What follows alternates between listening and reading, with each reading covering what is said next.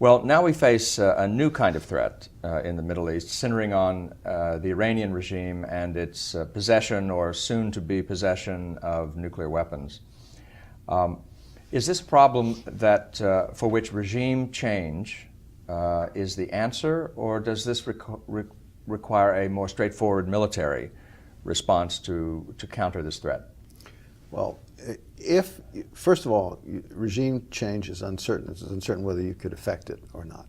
Secondly, it's also uncertain whether regime change would do the trick, since having the nuclear capacity, although fuzzy in the minds perhaps of most Iranians, is very popular. Mm-hmm. It's a matter of national prestige and self-defense. And it's a matter of Shia prestige too, isn't it? Within the Middle East? It gives them a great deal. I mean, to begin with, it protects them from potential U.S. intervention.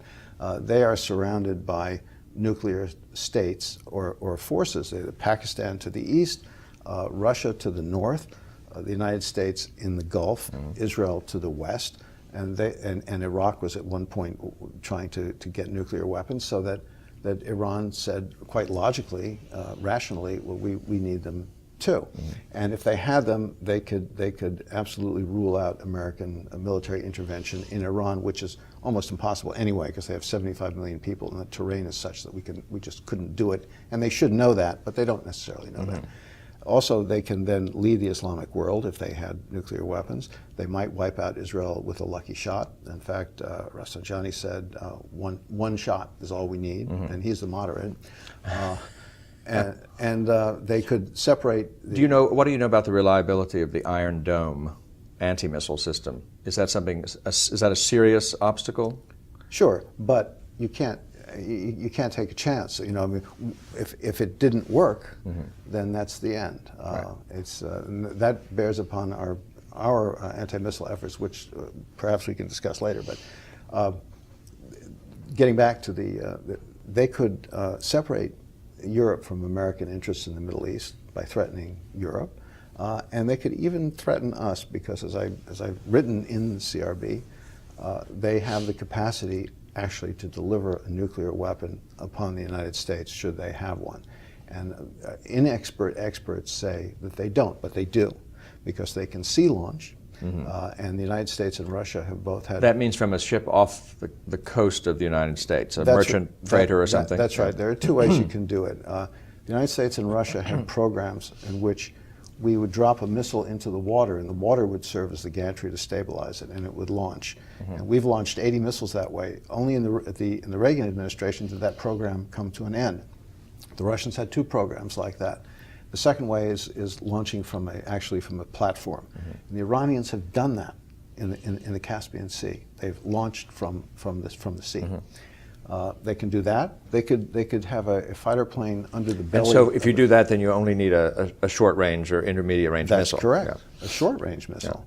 Yeah. They could have a fighter plane carry a bomb underneath the belly of a tanker, which would be disguised as a civilian aircraft. And we have virtually no air defense.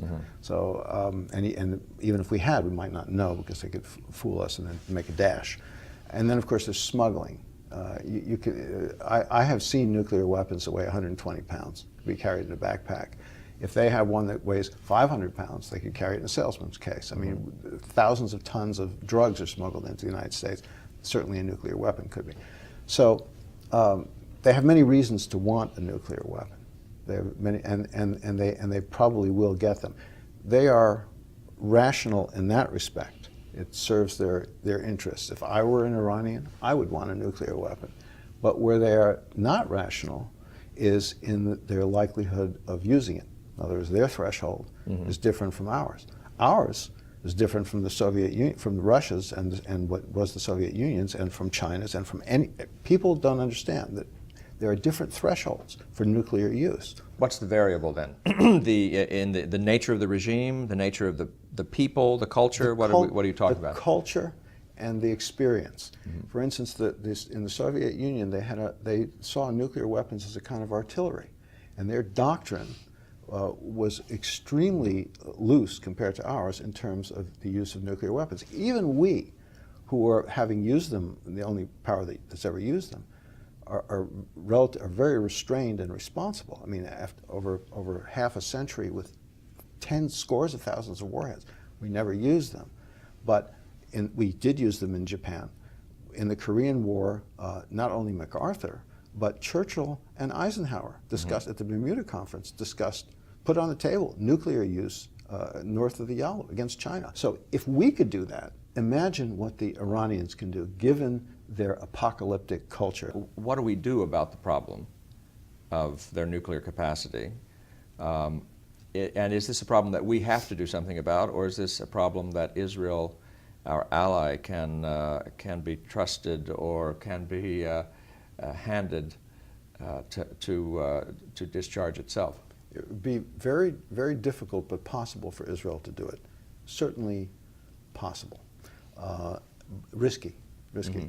Far less risky for us to do it, given the state of the Iranian Air Force, and given our possibility of, especially by the way, if the Saudis were to help us, they have a hell of an Air Force for suppressing lesser targets and lesser anti-aircraft. My estimate is, and I'd say maybe a week to 10 days maximum, and we could suppress all their air defenses, and then we would have complete control of the air, and then could bomb the facilities. It would be going to war. It would be a decision to go to war, of course. I mean, yes. That is as much a sticking point as the military improbables. Yeah. Well, put it this way. When people talk about that, and you see this all the time, they don't make the distinction between boots on the ground. Of course, there'd be a few boots on the ground because you'd have to have special forces for targeting and possibly even penetration of certain areas. But there'd be virtually no boots on the ground. It's not a ground war. It could never be, should never be, would never be a ground war. It would be an air attack. Now, we've done this in the past, such as against Gaddafi, in what Reagan did. We did it to some extent in Kosovo. There can be, given that we have a limited objective, which is just to destroy the nuclear facilities, then you can have a limited war. Well, what about this scenario, though? I mean, the Israelis have much more difficult military odds facing them than we do, as you say. But they're also a nuclear power. And one wonders if this is an existential threat to them, whether they would not be prepared to use the existential weapon and use their nuclear arsenal to take out the incipient Iranian nuclear arsenal. Well, it is an existential threat. In extremis, they would, but we haven't reached that point yet because the Iranian capacity is still vulnerable to a conventional attack. So I think the last people on Earth who would use nuclear weapons without giving everything a chance, probably the Israelis, because that would be almost the end for them. Yes. I mean, the world is against them enough as it is. Being the first to use nuclear weapons, even if they didn't kill too many people, because these facilities are generally isolated, it would still be in people's minds such a momentous thing that I don't think that Israel will use nukes. They have a way to go before they would be pressed to do something like that. But you would say, you would concede it's not unimaginable if nothing happens and the threat builds? If nothing happens and the threat builds, it's possible. However, once you cross a certain threshold and you have a nuclear weapon, then nuclear weapons are no use against it. I mean, for deterrent possibility for uses, yes. But you take that weapon, you put it in a truck, you take it someplace. You can't target a nuclear weapon with other nuclear weapons necessarily. Right, right. Everything changes with the fait accompli of Iran possessing a nuclear weapon. Everything changes suddenly. It's too late at that point. And we're approaching that point now. With what assurance could we strike against Iran? Would an attack be effective enough for our purposes? If we did it, there would be consequences. Some of us would die because they would make their attacks upon us. But they're never going to be madder at us than they are right now. They chant death to America when their parliament meets. They are apocalyptic. They detest us. They're a culture of martyrdom. You cannot let them get nuclear weapons. So the answer to that question, I would say, yes, we should strike them. If we don't, Israel will. And as to what might happen, well, it's dangerous. It's dangerous, but letting it go is more dangerous. And by the way, as to the Iranian claim that it's for peaceful purposes, I don't think there aren't too many people outside the White House who believe that these days. But they have enough natural gas, having the world's second largest reserves, to last them for 270 years, generating electricity.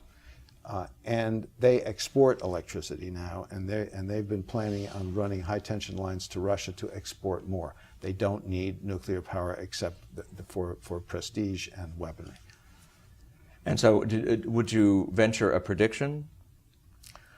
If the President Obama were to do it, then he would almost guarantee his re-election. That would be the second Nixon goes to China.